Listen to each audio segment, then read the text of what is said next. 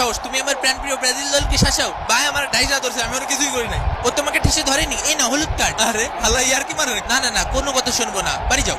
দর্শক বিন্দুরা, আপনারা রিপ্লেতে স্পষ্ট দেখতে পাচ্ছেন ঠেসে ধরলে ব্রাজিলের খেলোয়াড় আর হলুদ কার্ড পেল আকুনা। চমৎকার রেফারি কিন্তু খুব ভালো খেলেছি। এরই সাথে সাথে প্রথম অর্ধের খেলা শেষ, ব্রাজিল 1 আর্জেন্টিনা 0। ভাই টাকার যে ডিলটা ছিল এটা যেন মনে থাকে, ঠিক আছে? ম্যাচ শেষে আমার দিয়ে দিবা। হ্যাঁ, কেসে মেসি, তুমি কি আমার টাকা দিছো না যে আমি তোমার দলের পক্ষ নেব? কত শান্ত আইলো গেল।